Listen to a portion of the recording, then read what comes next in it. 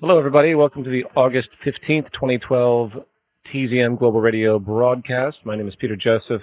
The opening segment was from the 2012 Los Angeles Zeitgeist Media Festival with various individuals and groups like Lillian's Rose, Asher Ruiz, Tim Krieg, and many others. It was an amazing event.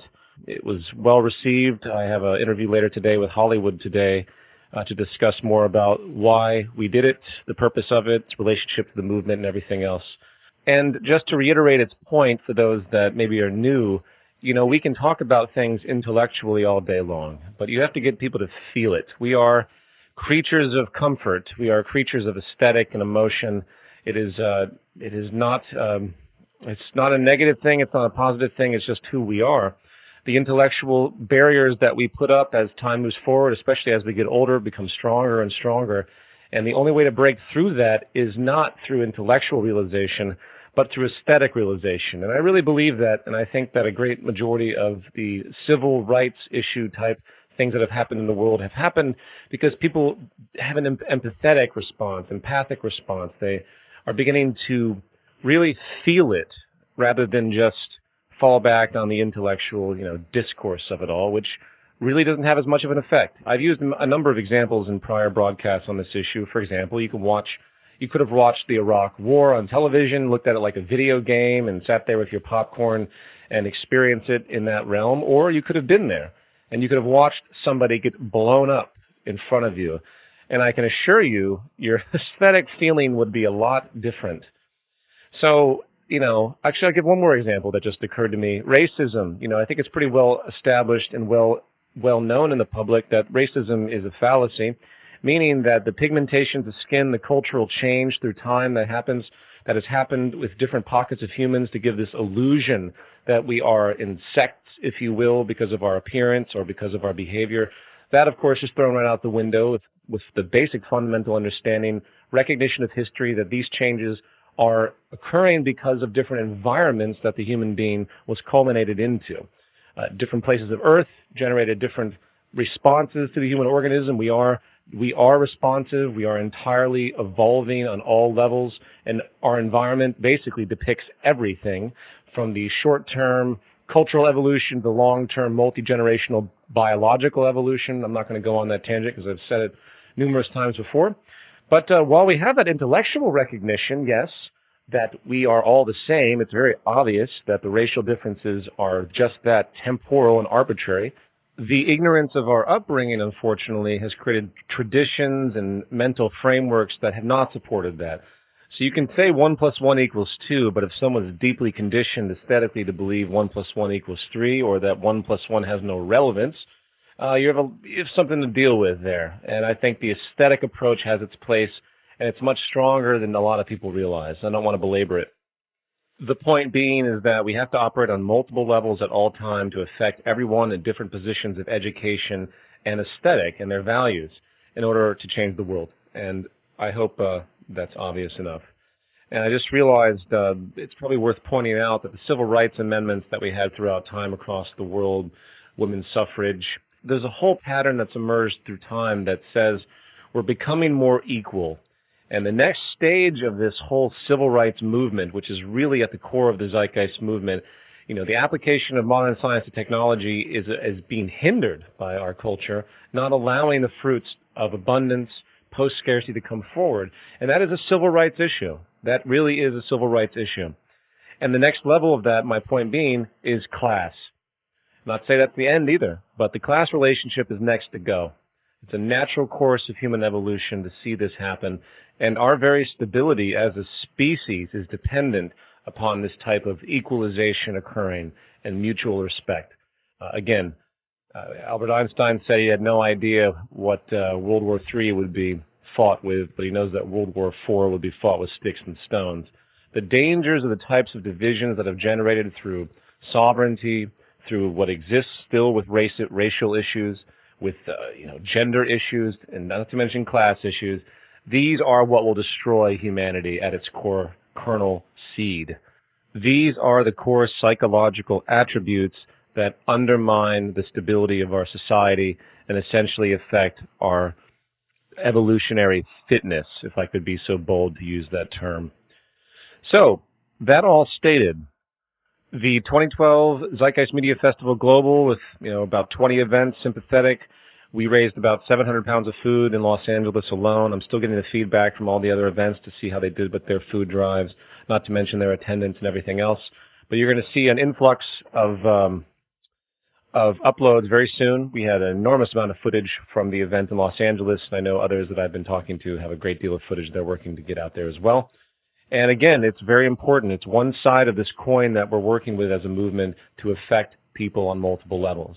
On the other side, for example, that I'd like to mention is the Global Redesign Institute, something I brought up, in passing a number of times. It will probably be the flagship project of the Zeitgeist Movement as it unfolds. We have our cultural work, we have our general event days, we have all the things that we've been doing to educate. And by the way, I can't reiterate that enough, we are an educational movement. Everyone that's out there that wants to build something or get off the grid, those are all wonderful ideas, but at the core of this is a psychological transition. It's a revolution of values. And all of the minor little things we're trying to do, mostly selfishly, to get ourselves out of this system will have a very short-term effect. The goal is education, value shift. That's how you change the world. But the Global Redesign Institute will serve as a way to communicate technical possibility to the public through a virtual online platform initially, and then eventually larger-scale conferences, very typical of our Z-Day events. They could actually be built into our Z-Day events. Speaking of which, there's discussion to have the main Z-Day event in Los Angeles this year because of the very, very healthy community we have here and the growing exposure we have with Western media in this region as well. In the event that does happen, I know personally I'm going to try and develop something with respect to the Global Redesign Institute to put on display, at least in concept, for digestion at the main Z-Day event. And we can talk about this more in our international meetings if anyone listening is a coordinator of the Zeitgeist Movement. We can get development going. But I will say, as a final point, there have been so many projects that have been happening simultaneously. The One Planet project that was inspired by the Vancouver chapter has been doing a great deal of work as well. If you're not familiar with that, please go to the main site and you can find a link to that. And just overall, there's no shortage of projects, both individual or group identified, out there for the Zeitgeist Movement. And I want to make a point, actually, that I think is very important, and it has to do with where you find your place in trying to change the world. You find your place in activism. And it's funny to me, I remember this comment by Rutger Hauer at the Media Festival that he says, they came up with a word for us, activists, as though we're an anomaly. Is it me, or doesn't every person on this planet have an obligation to affect things, to move things forward, to inspire change, since that is the nature of our emergent kind of reality? It shouldn't be an anomaly for people to want to improve things. Just as an inventor serves to want to reinvent and create something with higher efficiency, why isn't that being applied to the entire social system without controversy, of course? The controversial notion that you must be a radical to want to change society and therefore you must be dangerous or an upstart, all of the stigma attached has to go. And it really bothers me, in fact, that we have to even use terms like activists and the like. My great revelation personally is that this is what we are. This is what we do. We want change, improvement. We want to keep things moving and evolving. That is the life condition. That is the purpose. The only reason that people don't find those motivations is because they've been bankrupt. They've been robbed through their cultural conditioning to be fearful of opposing the current establishment. And that completely runs against the current of everything that we've learned through history with respect to how society has improved itself and how humanity has persevered. Now, for the remainder of this broadcast, I'm going to read some essays, paraphrased, in fact, that have to do with certain broad, overarching issues related to the Zeitgeist Movement. These are essays that are being groomed to be in the introduction of the coming 2012 orientation guide, which will serve as a book of sorts, as mentioned before, called Understanding a New Train of Thought. And ultimately, I think it's going to be a lot more effective in the way that the format of these essays are written, how they come together in the form of an orientation. They can be taken in segments. They can be expanded upon by individuals on their own accord. It's sort of a living document, if you will. So the first one I'd like to read is called Sourcing Solutions. And there's a quote by Albert Einstein that I always liked. It said, "The world we have created today as a result of our thinking thus far has problems which cannot be solved by thinking the way we thought when we created them." And that's a very, very, very smart point. It's a system reference, if you think about it. A central consideration inherent to the Zeitgeist Movement perspective on societal change for the better regards understanding progress itself. And there appears to be two basic angles to consider when it comes to personal or social progress. We have manifesting potential, and we have problem resolution. And I'm going to go through these points in detail. Manifesting potential is simply the improvement of a condition which was not considered prior to being in a problematic state. Example would be the ability to improve human athletic performance in a particular field through targeted strengthening, diet, and refining techniques which simply were not known before. Problem resolution, on the other hand, is simply the overcoming of an issue that has currently recognized detrimental consequences and or limitations to a given condition. A general example would be the discovery of a medical cure for an existing debilitating disease, so that disease poses no more harm. However, taken in the broad view, there's a distinct overlap between these two notions of manifesting potential and problem resolution, when the nature of knowledge development is taken into account. For example, an improvement to a given condition, a practice that then becomes normalized and common in the culture, can also potentially be part of a problem which requires resolution in the event new information as to its inefficiency is found or new advancements make it obsolete by comparison. For example, human air transportation, which is fairly new in society, with expanded transport efficiency greatly upon its application based on what we had prior. However, at what point will modern air transport be seen as a problem due to its inherent inefficiency by comparison to another new method? So efficiency is relative in this sense, as only when there is an expansion of knowledge and hence awareness that what was once considered the best approach becomes inferior.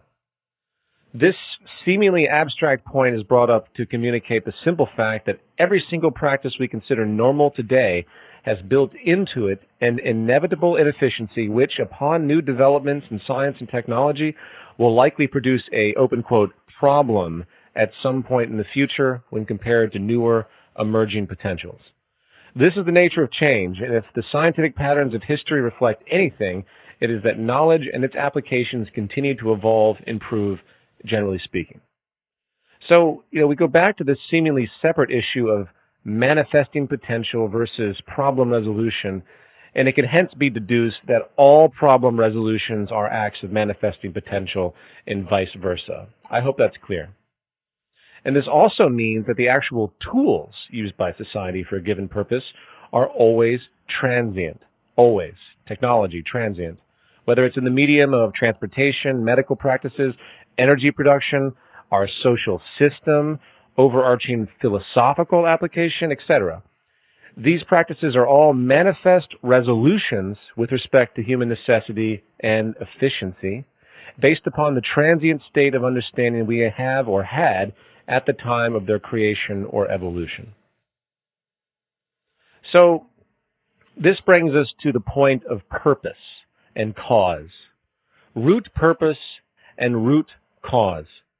So when it comes to thinking about any act of invention or problem solving, we must get as close to the root purpose or the root cause, whether you're dealing with the manifest of potential, meaning the need to understand purpose to create that, or the root cause when trying to address a problem.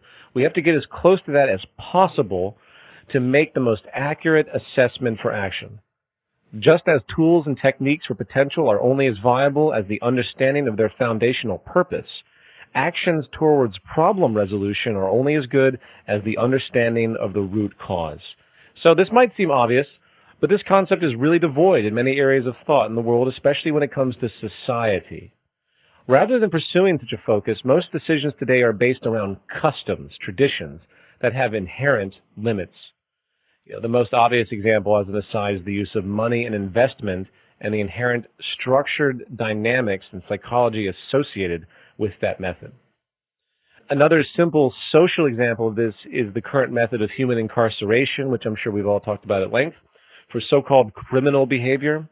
For many, the solution to offensive forms of human behavior is to simply remove the individual from society and punish them. And this is based on a series of assumptions that stretch back millennia. Yet, the science behind human behavior has changed tremendously over time with respect to understanding causality. It is now common knowledge in the social sciences that most acts of crime would likely not occur if certain basic supportive environmental conditions were set for the human being. Putting people in prisons is not actually resolving anything with respect to the causal problems. It is just a patch, if you will, and will only temporarily stifle some effects of the larger problem. Another example, while seemingly different than the prior but equally as technical, is the manner by which most think about solutions to common domestic problems, such as traffic accidents. What is the solution to a situation where a driver makes a mistake and haphazardly changes lanes only to impact the vehicle next to it, causing an accident? Should there be a huge wall between them? What about more police? Should the person simply have his or her driver's license revoked since they are incompetent, apparently, and they just can't drive again? It is here where the notion of root cause, given that this is a problem, is often lost in the narrow frames of reference commonly understood by culture as solutions. The root cause of the accident can only partially be the question of integrity of the driver, with the more important issue, the lack of integrity of the technology and infrastructure being used. Why? Because human fallibility is historically acknowledged and immutable. So just as early vehicles did not have, say, driver or passenger side airbags that are common today, which now reduce a large amount of injuries that existed in the past, the exact same logic should be applied to the system of vehicle interaction itself, taking into account preemptively new technical possibilities for increased safety to compensate for inevitable human error. So just as the airbag was developed years ago as the evolution of knowledge unfolded, today there is technology that enables automated driverless vehicles, which can not only detect every necessary element of the street needed to operate with accuracy, the vehicles themselves can detect each other, making collision almost impossible. This is the current state of such a solution when we consider the root cause and root purpose overall. Yet, as dramatically advanced as that solution may seem, given the roughly 1.2 million people who unnecessarily die in automobile accidents every year, this thought exercise still may be incomplete if you continue to extend the context with respect to the goal of societal safety. Perhaps there are other inefficiencies which relate to the transportation infrastructure and beyond that need to be symbiotically taken into account and overcome. Perhaps, for example, the use of individual automobiles, regardless of their safety inherently, have other problems which can only be logically resolved by the removal of the automobile application itself. Perhaps in a city with an expanding mobile population, such independent vehicle transport becomes unnecessarily cumbersome, slow, wasteful, dangerous, and inefficient. The more viable solution in this circumstance might become the need for a unified, integrated mass transit system that can increase speed, reduce energy use, reduce resource use, pollution, and many other related issues to the effect that using automobiles alone in such a condition then becomes part of the emerging problem. If the goal of society is to do the correct and hence sustainable thing, reducing threats to humans and the habitat, increasing efficiency, a dynamic, self-generating logic unfolds with respect to our technological possibility and design approaches. That is the main point. Of course, the application of this type of problem solving is far from limited to such physical examples like an automobile, infrastructure, and the like. Is politics the answer to our social woes? Does it address root causes by its very design? Is money in the market system the most optimized method for securing progress and problem resolution and the manifesting of potential, increasing our potential? What does our modern state of science and technology have to contribute both in the realm of understanding causes and purposes on the social level? As will be denoted later in other essays, these understandings create a natural, clear train of thought with respect to how much better our world can be if we simply follow the logic created via the scientific method of thought to fulfill our goals of human sustainability and protection. The 1 billion people starving on this planet are not doing so because of some immutable natural consequence of our physical reality. There is plenty of food to go around. It is the social system, which has its own outdated, contrived logic that perpetuates this social atrocity, along with countless others. So it's important to point out that the Zeitgeist Movement is not concerned with promoting patches as its ultimate goal, which, sad to say, is what the vast majority of activist institutions on the planet are currently doing. We want to promote the largest order, highest efficiency set of solutions possible, available at a given time, aligned with natural processes to improve the lives of all, while securing the integrity of our habitat. We want everyone to understand this train of thought clearly and develop a value identification with it. That is the real revolution. There is no single solution, only the near-empirical natural law reasoning that arrives at solutions and purpose. So that concludes the current state of this essay that was entitled Sourcing Solutions. It's an introductory essay, by the way, and I know a lot of people out there have already heard this type of approach of reasoning before, but unfortunately, it's really not thought about clearly. I mean, I wish society was really thinking about how they thought about things. I know that sounds paradoxical, but if people really thought about their process of thought, you would see things change much more rapidly. Sadly, people are locked into a grid, self-referential mind lock, as we've stated before. So I apologize for the short broadcast. I'm going to have to end now. I'm going to conclude with a song by Lillian's Rose called The Meantime. You know, we had a lot of great acts at the 2012 event. Many that were very well known across the world, like Susan Dahim and Lily Hayden and Beth Chapman and a bunch of others. But Lillian's Rose is a new one from Los Angeles that I was very impressed with. So enjoy The Meantime, and I'll talk to all of you guys soon. Take care.